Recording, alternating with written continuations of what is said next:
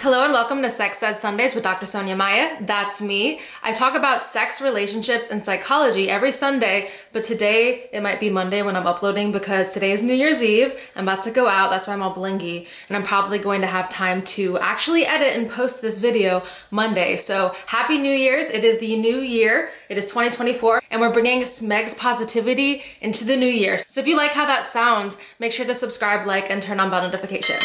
So today I want to talk about the impact of social media, phone use, and internet on relationships in the modern world. So first I'm going to get into the impact of social media, and then I'm going to talk a little bit more about the impact of being on your phone in general, because that is just a huge part of our life now, whether we like it or not. Sometimes social media and being on our phone does interrupt quality time. Quality time is such an important love language for a lot of individuals, and approximately 40% of couples report that they're irritated or bothered by the amount of time that their partner spends on their phone and scrolling instead of paying attention to me. Let's be intimate. Let's have a conversation. Why do you have to be scrolling all the time? Let's watch this movie together. Is that more important than what we're doing together right now? I have noticed on social media that love languages are becoming more popular, which is so great because Gary Chapman has this book, The 5 Love Languages. You've got quality time, very popular, physical touch, gift giving, words of affirmation, and acts of service. I often recommend to my clients and just anyone in general to find out what your love language is. You can use a quiz. I'll actually link one below for you so you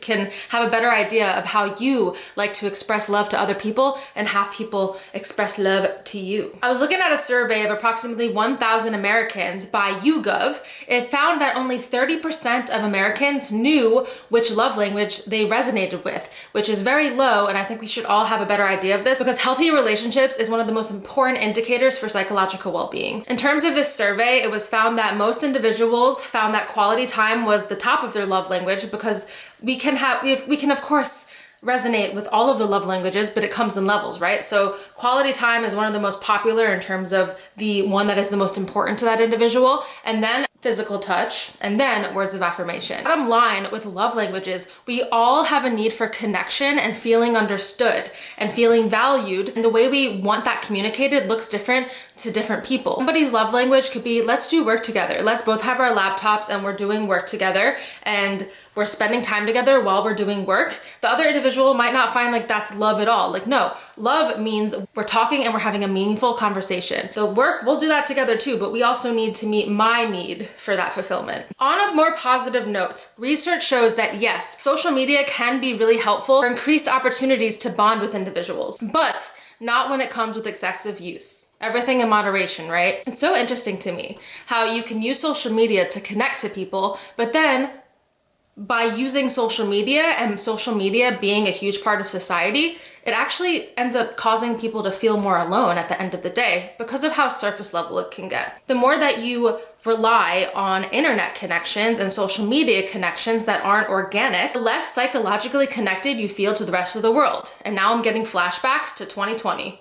That was really difficult because it pretty much forced us to use social media and other means of communication instead of that lovely person-to-person, face-to-face connection. Individuals who rely on social media for all of their connections are found to have higher rates of stress and lower rates of psychological well-being. Research shows that among married couples, those who don't use social media are 11% happier, and those who use social media are more likely to have relationship issues with thoughts of divorce. But let's face it, it can be hard. I know that algorithms are addictive, but if we take time to self-reflect, maybe I'm doing this too much, maybe I'm not actually connecting with people in person enough, then that's when you can make the difference. Let's talk about vulnerability for a second, because vulnerability is really important for building healthy relationships. If you're using social media as a replacement to connecting with people, again, that is when you wanna really take a look at yourself. Not in a judgmental way, but in a room for improvement type of way. Like I may have already mentioned in different words,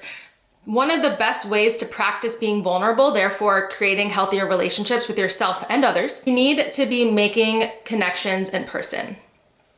It's kind of a cop-out to only text. When you're going to build on vulnerability and work on being more vulnerable, it has to be face-to-face. Now let's talk a little about spicy social media content. I'm gonna be careful with my words here because I wanna make sure that I don't upset Daddy YouTube, you know what I'm saying? Let's talk about research associated with corn, smexting and when you grab the phone. I've done a lot of research on this. I talked about it in my dissertation.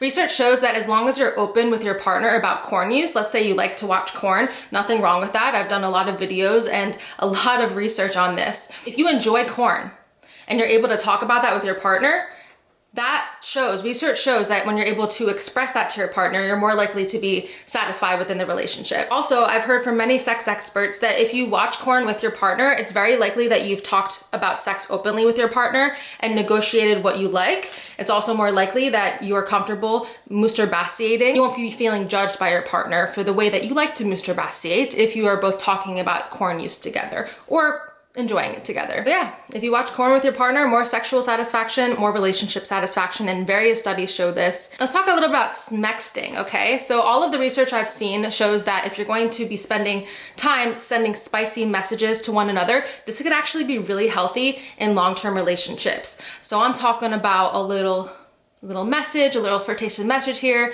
a little spicy photo there, but it's not helpful in short-term relationships. This is more so for long-term relationships. It can build that intimacy and can actually be seen as foreplay. As long as it's done safely and with consent, this can really facilitate better communication and better overall desire. And I want to talk about this because I've done research on this and it seems to be consistent still.